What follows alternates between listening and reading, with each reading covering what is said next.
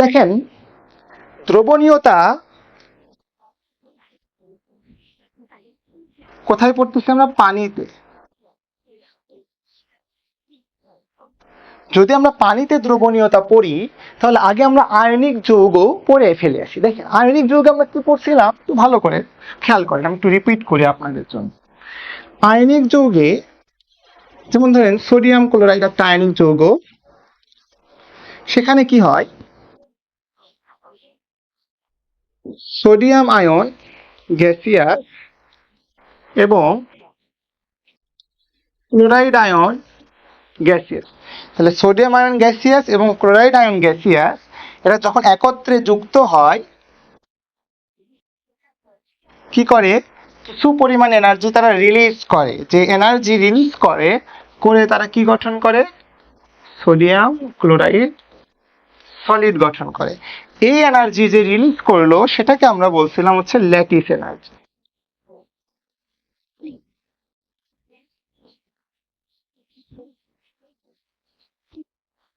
Lattice energy, lattice energy হচ্ছে কি release করে, রিলিজড এনার্জি, নির্গত শক্তি।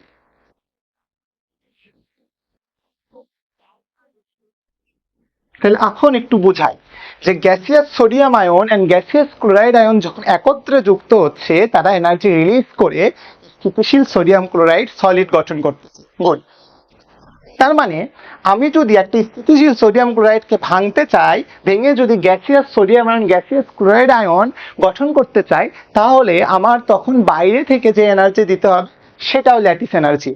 বুঝতে পারলেন? যখন দুইটা গ্যাসিয়াস আয়ন একত্রে যুক্ত হচ্ছে তারা এনার্জি রিলিজ করতেছে, করে স্টেবল সোডিয়াম ক্লোরাইড গঠন করলো। তাহলে দুইটা গ্যাসিয়াস আয়ন এনার্জি রিলিজ করে স্টেবল সোডিয়াম ক্লোরাইড গঠন করলো। তাহলে স্টেবল সোডিয়াম ক্লোরাইডকে যদি ভাঙতে চাই, যে পরিমাণ এনার্জি তারা রিলিজ করতেছিল ওই পরিমাণ এনার্জি দিয়েই আমি কি করবো, স্টেবল সোডিয়াম ক্লোরাইডকে ভাঙবো। দেখেন স্টেবল সোডিয়াম ক্লোরাইডকে যদি আমি সোডিয়াম ক্লোরাইড সলিড যেটা আছে সেটাকে যদি আমি ভাঙতে চাই, ভেঙে যদি gaseous sodium ion and gaseous chloride আয়নে রূপান্তর করতে চাই, তাহলে তখন আমি কি করব, এনার্জি দিতে হবে। এনার্জি কি করতে হবে? দিতে হবে। তাহলে এনার্জি প্রয়োজন। এই এনার্জিটাকেও আমরা ল্যাটিস এনার্জি বলতেছি। এই এনার্জিটাকেও আমরা কি বলতেছি? Lattice energy. এটা সেম।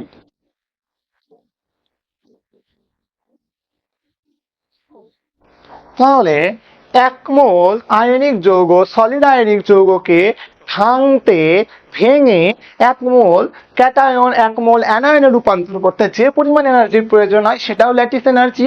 এবং এক মোল গ্যাসিয়াস আয়ন এক মোল গ্যাসিয়াস ক্যাটায়ন এক মোল গ্যাসিয়াস অ্যানায়ন যুক্ত হওয়ার সময় যে পরিমাণ এনার্জি রিলিজ করতেছে সেটাও আমাদের ল্যাটিস এনার্জি, তাই না? তারা একত্রে যুক্ত হওয়ার সময় এনার্জি রিলিজ করে এবং যখন আমি সেটাকে ভাঙবো তখন সেই পরিমাণ এনার্জি আমার দিতে হবে। এতটুকু আপনার বুঝে ফেললেন ল্যাটিস এনার্জি আমরা আয়নিক যৌগে পড়ে ফেলছি।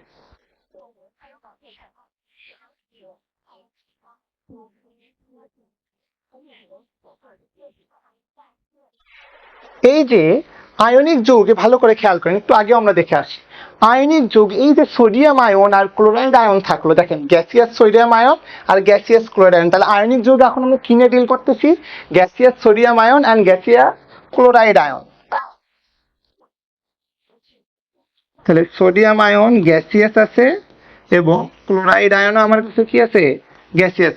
তাহলে গ্যাসিয়াস সোডিয়াম আয়ন আর এই গ্যাসিয়াস ক্লোরাইড আয়ন কে যখন আমি পানির সাথে যুক্ত করব, তাহলে ভালো করে খেয়াল করে, গ্যাসিয়াস সোডিয়াম আয়ন যখন আমার পানির সাথে যুক্ত হবে, গ্যাসিয়াস ক্লোরাইড আয়ন যখন আমার পানির সাথে যুক্ত হবে, তখনও তারা এনার্জি রিলিজ করবে।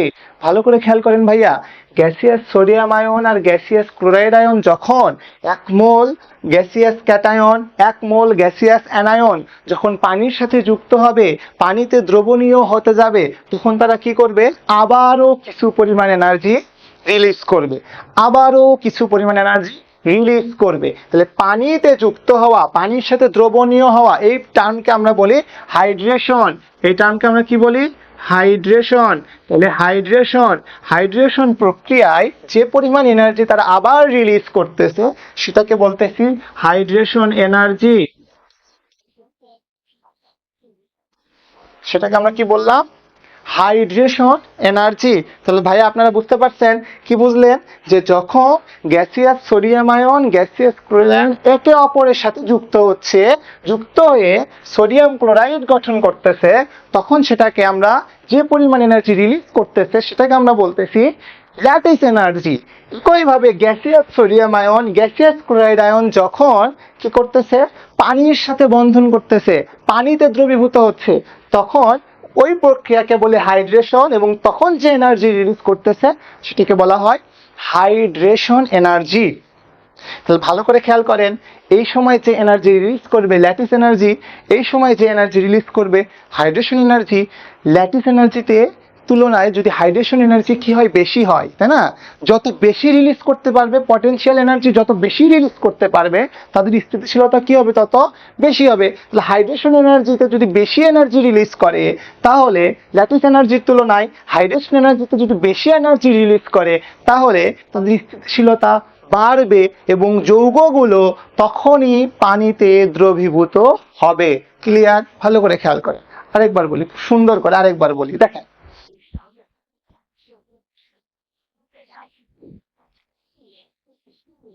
গ্যাসিয়াস সোডিয়াম আয়ন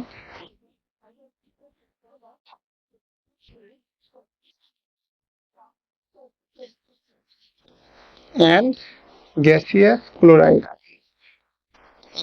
যুক্ত হয়ে যখন কি করবে, সোডিয়াম ক্লোরাইড সলিড গঠন করবে, তখন তারা এনার্জি রিলিজ করে,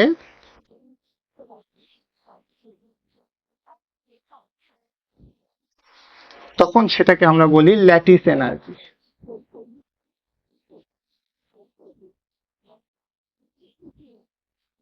গুড।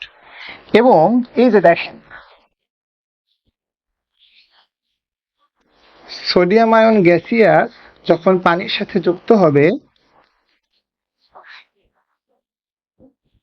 এবং ক্লোরাইড আয়ন গ্যাসিয়াসও যখন কি হবে, পানির সাথে যুক্ত হবে, তখনও তারা কি করবে, এনার্জি রিলিজ করবে।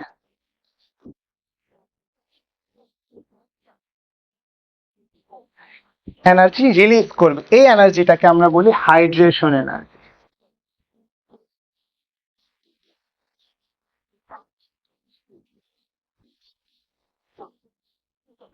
এটাকে আমরা বললাম হাইড্রেশন এনার্জি। ঠিক আছে, তাহলে দেখেন, এনার্জি এনার্জি কখন বেশি রিলিজ করবে, সেটা সেই কম্পাউন্ডের উপরে নির্ভর করবে। বোঝা গেল? তাহলে এনার্জি যত বেশি রিলিজ করতে পারবে, ল্যাটিস এনার্জির তুলনায় হাইড্রেশন এনার্জি বেশি রিলিজ করতে পারে, তাহলে তারা হাইড্রেশন প্রক্রিয়া অনুসরণ করবে, তাহলে তারা পানির সাথে যুক্ত হবে। আর যদি ল্যাটিস এনার্জিতে বেশি এনার্জি রিলিজ হয়, তাহলে তারা পানির সাথে যুক্ত হবে না, সলিড অবস্থায় থেকে যাবে। আমার কথা বোঝা গেল? এনার্জি বেশি রিলিজ করতে পারাটাই কি হয়ে যাবে, তাদের জন্য বেশি স্থিতিশীল হওয়ার কারণ হয়ে যাবে। তাহলে দেখেন, এনার্জি যত রিলিজ করতে পারবে তত সুবিধা। এনার্জি যদি ল্যাটিস গঠনের সময় যদি বেশি এনার্জি রিলিজ করতে পারে, তাহলে তারা ল্যাটিস গঠন করবে।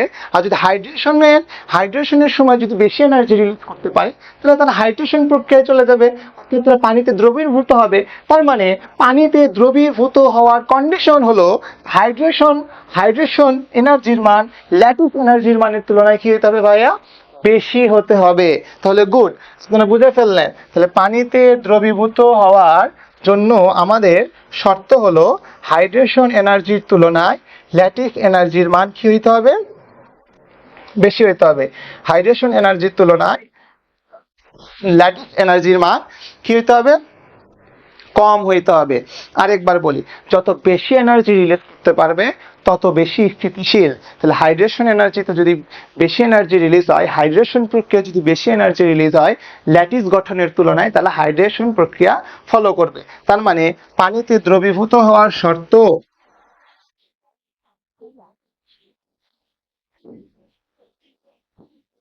পানিতে দ্রবীভূত হওয়ার শর্ত কি শর্ত? Hydration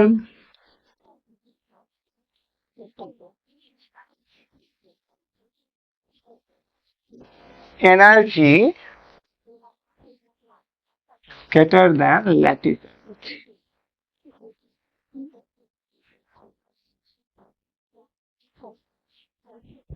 good. আপনারা বুঝতে পারছেন যে কেন হাইড্রেশন এনার্জির মান ল্যাটিস এনার্জির তুলনায় কি হইতে হবে? বেশি হইতে হবে।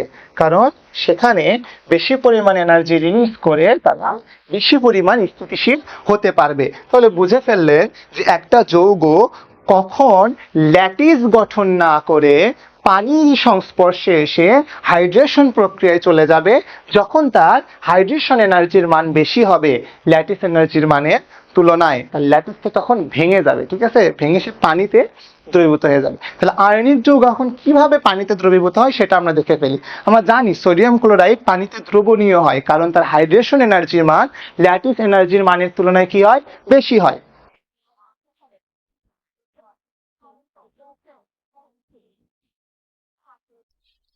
দেখেন সোডিয়াম ক্লোরাইড আয়ন, তাহলে সোডিয়াম ক্লোরাইড এখন পানিতে কি হচ্ছে? দ্রবণীয়। কেন দ্রবণীয়? তাহলে দেখেন আমরা কি দেখতেছি, সোডিয়াম ক্লোরাইড পানিতে দ্রবণীয়, কারণ এর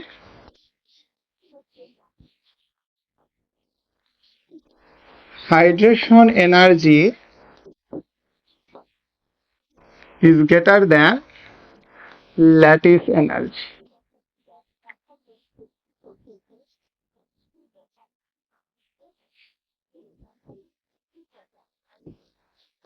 তাহলে সোডিয়াম ক্লোরাইড আমাদের কি হচ্ছে? পানিতে দ্রবীভূত হচ্ছে।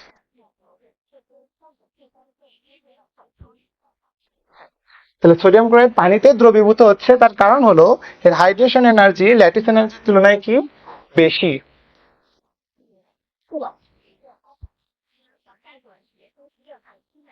তাহলে কিভাবে দ্রবীভূত হয় এখন আমরা একটু সেটা দেখে দেখেন।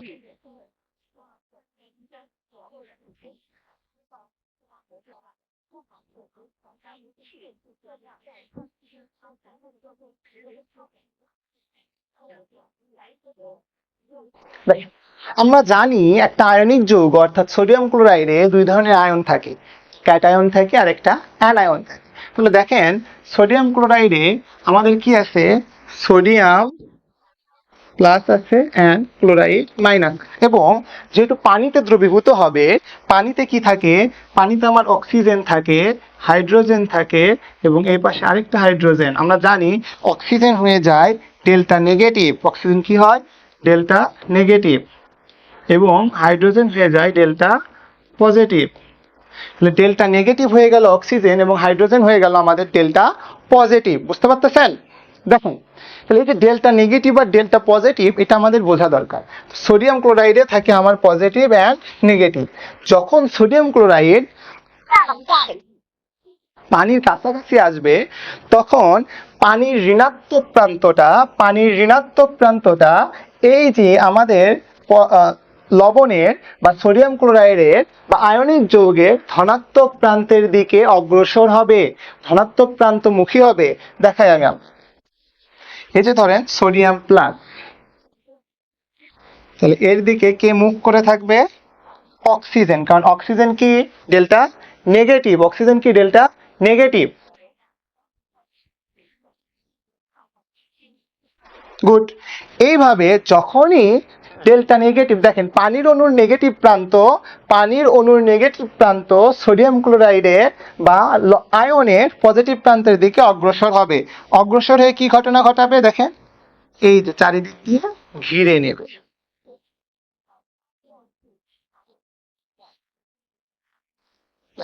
আমি এটা একটু সুন্দর করে আঁকাই, ভালো করে খেয়াল।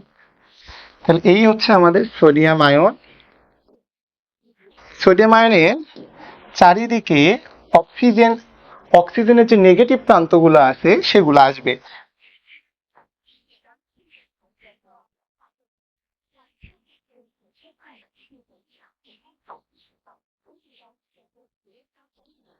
Good. তাহলে অক্সিজেন কেন আসলো? কারণ নেগেটিভ প্রান্ত।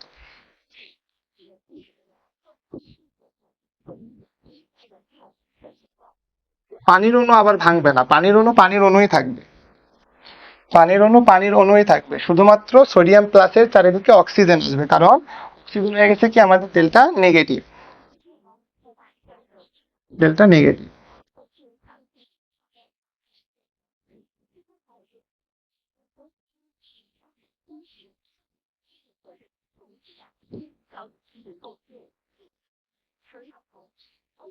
এই যে ডেল্টা নেগেটিভ, অক্সিজেনের ডেল্টা নেগেটিভ, দেখেন ভালো করে খেয়াল করেন, অক্সিজেনের ডেল্টা নেগেটিভ, পানির অণুর নেগেটিভ প্রান্ত, পানির অণুর নেগেটিভ প্রান্ত কি করতেছে, আমাদের আয়নিক যৌগের পজিটিভ প্রান্তের দিকে আসতেছে, এসে কি করবে, তাকে এভাবে ঘিরায় ফেলবে, তাকে এভাবে কি করবে, ঘিরায় ফেলবে, ঘিরায় ফেলে কি করলো, ক্লোরাইডের, ক্লোরাইড থেকে বিচ্ছিন্ন করে ফেললো। দেখেন এখানে কি আর ক্লোরাইড আছে, সোডিয়ামের পাশে কি আর ক্লোরাইড আছে, নাই। কি করলো, পানির অণুর যে নেগেটিভ প্রান্ত ছিল সেই নেগেটিভ প্রান্ত আয়নিক যৌগের পজিটিভ প্রান্তকে চারিদিক থেকে কি করে নিল, ঘিরায় নিল। একটা সোডিয়াম প্লাসের চারিদিকে কয় মোল পানির অণু আসলো, 6 মোল পানির অণু আসলো। 1 মোল সোডিয়াম প্লাসের চারিদিকে 6 মোল পানির অণু চলে আসলো। হাইড্রোজেন হাইড্রোজেনের জায়গাতেই থাকবে, এটা নিয়ে আমাদের কোন সমস্যা নাই। একইভাবে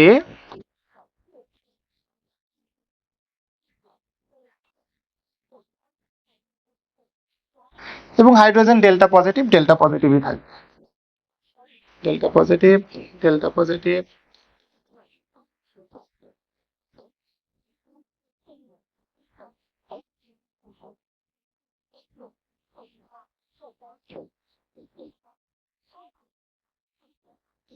হ্যাঁ, তাহলে দেখেন আপনারা ভালো করে খেয়াল করেন, এই যে মাঝখানে আমাদের যে সোডিয়াম অণু ছিল, মাঝখানে আমাদের যে সোডিয়াম অণু ছিল, সেই সোডিয়াম, সরি, মাঝখানে আমাদের যে সোডিয়াম আয়ন ছিল, মাঝখানে আমাদের যে সোডিয়াম আয়ন ছিল, সোডিয়াম আয়নকে কি করলো, সেই সোডিয়াম আয়নকে আমাদের পানির অণুর যে নেগেটিভ প্রান্ত, পানির অণুর যে নেগেটিভ প্রান্ত, পানির অণুর যে নেগেটিভ প্রান্ত চারিদিক দিয়ে কি করে নিল, ঘেরাও করে নিল, ঘেরাও করে নিয়ে ক্লোরাইড থেকে তাকে বিচ্ছিন্ন করলো।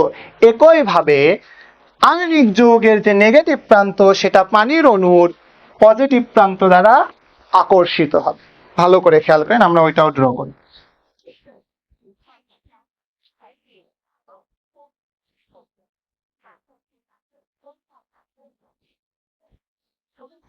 ক্লোরাইড মাইনাস, তাহলে এর দিকে কে থাকবে, হাইড্রোজেন থাকবে, তাহলে হাইড্রোজেন।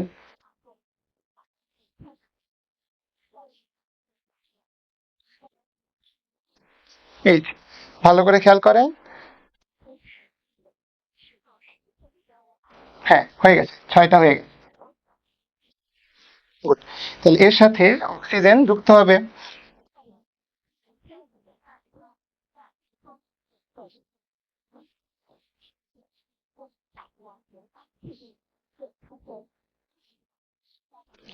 তাহলে অক্সিজেনের জায়গায় অক্সিজেন।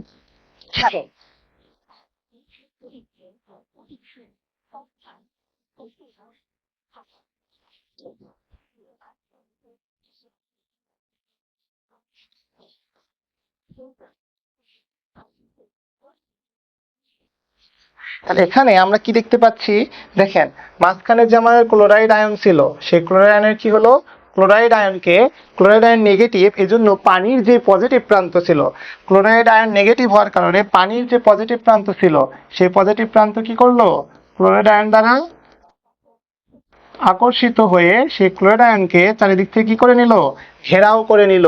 এর ফলে কি দেখা গেল, সোডিয়াম আয়ন আর ক্লোরাইড আয়ন একে অপর থেকে কি হয়ে গেল, বিচ্ছিন্ন হয়ে গেল।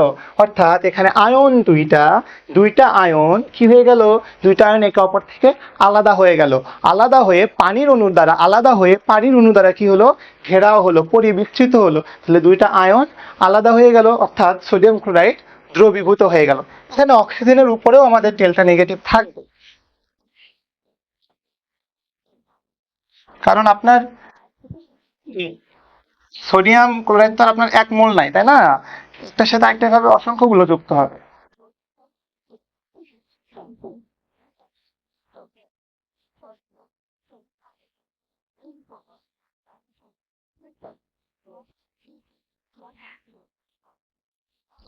তাহলে আমরা দেখে ফেললাম যে কি হচ্ছে, অ্যাকচুয়ালি কোন ঘটনা ঘটতেছে। অ্যাকচুয়ালি যে ঘটনা ঘটতেছে সেটা হচ্ছে একটা সোডিয়াম আয়ন একটা সোডিয়াম আয়ন 6 মোল, সরি 1 মোল সোডিয়াম আয়ন 6 মোল পানির অণু দ্বারা পরিবেষ্টিত হচ্ছে, এবং 1 মোল ক্লোরাইড আয়ন 6 মোল পানির অণু দ্বারা পরিবেষ্টিত হচ্ছে। ঠিক আছে, তাহলে আপনারা বুঝে গেছেন যে কিভাবে পানির অণুগুলা দ্রবীভূত হচ্ছে, সরি কিভাবে আয়নিক যৌগগুলা দ্রবীভূত হচ্ছে।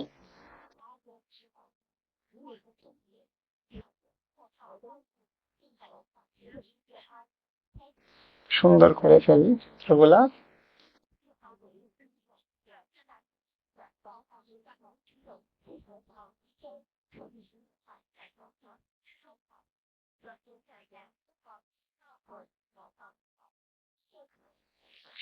তাহলে আমরা বুঝে ফেললাম যে কিভাবে সোডিয়াম ক্লোরাইডটা আমাদের কি হচ্ছে, পানিতে দ্রবীভূত হচ্ছে। কিন্তু দ্রবীভূত হওয়ার প্রথম কন্ডিশন হচ্ছে তার কি, হাইড্রেশন এনার্জির মান। দ্রবীভূত হওয়ার প্রথম কন্ডিশন হয়ে গেল কি, তার হাইড্রেশন এনার্জির মান।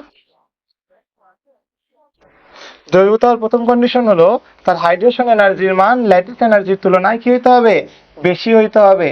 যদি বেশি হয় তারপরে সে এইভাবে দেখ, পানির অণু দ্বারা ক্যাটায়নটা পানির অণুর নেগেটিভ প্রান্ত দ্বারা পরিবেষ্টিত হবে, এবং অ্যানায়নটা পানির অণুর আংশিক পজিটিভ প্রান্ত দ্বারা পরিবেষ্টিত হবে। ভালো করে খেয়াল করেন, একটা জিনিস জিনিসটা হলো, পানির অণুতে আমরা এগুলোকে কি বলতাম, আংশিক পজিটিভ আংশিক নেগেটিভ। দ্যাট মিনস দুইটা প্রান্ত তৈরি হয়। পোল মানে প্রান্ত, আর ডাই মানে কি, দুই। মানে পানির অণু ডাইপোল, পানির অণুতে ডাইপোল তৈরি হয়, দুটা প্রান্ত তৈরি হয়, আংশিক ধনাত্মক আর আংশিক ঋণাত্মক। আর আয়নিক যৌগের এগুলোকে আমরা কি বলি, আয়ন বলি। তাহলে পানির অণুর আংশিক ধনাত্মক আংশিক ঋণাত্মক ডাইপোল, আয়নিক যৌগের এগুলোকে আমরা আয়ন বলতেছি। তাহলে এখানে কি হচ্ছে, ডাইপোল আর আয়নের মধ্যে ইন্টারঅ্যাকশন হচ্ছে। আবার বলি, দেখেন এখানে কি হচ্ছে, ডাইপোল আর আয়নের মধ্যে ইন্টারাকশন হচ্ছে। ডাইপোল আর আয়নের মধ্যে ইন্টারাকশন হচ্ছে। এই ডাইপোল আর আয়নের ইন্টারাকশনের কারণেই ক্যাটায়ন পানির অণু দ্বারা, পানির আংশিক ধনাত্মক আংশিক ঋণাত্মক অণুগুলো দ্বারা কি হচ্ছে, পরিবেষ্টিত হচ্ছে। তাহলে এখানে কোন ইন্টারাকশন কাজ করে, আয়ন ডাইপোল ইন্টারাকশন।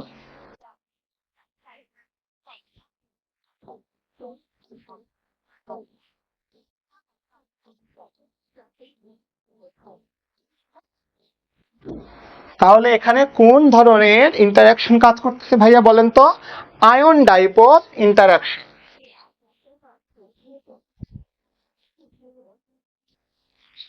এই আয়ন ডাইপোল ইন্টারাকশনের মাধ্যমে ক্যাটায়নটা নেগেটিভ প্রান্ত দ্বারা আকর্ষিত হচ্ছে, আর অ্যানায়নটা পানির পজিটিভ প্রান্ত দ্বারা পরিবেষ্টিত হচ্ছে।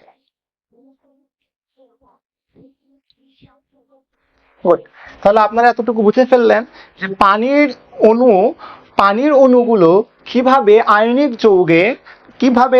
যৌগের ক্যাটায়ন আয়নকে আলাদা করে দিচ্ছে। তাহলে আমাদের কাছে ছিল সলিড সোডিয়াম ক্লোরাইড। সেই সলিড সোডিয়াম ক্লোরাইড দেখেন NaCl সলিড ছিল, সেই NaClটা পানিতে যাওয়ার পরে সোডিয়াম প্লাস আর ক্লোরাইড মাইনাসে রূপান্তর হয়ে গেল, যেগুলো পানির অণু দ্বারা পরিবেষ্টিত।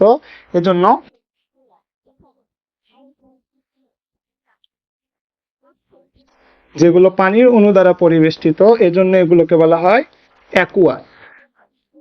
ঠিক আছে, দেখেন তো এতটুকু আপনাদের ক্লিয়ার কিনা।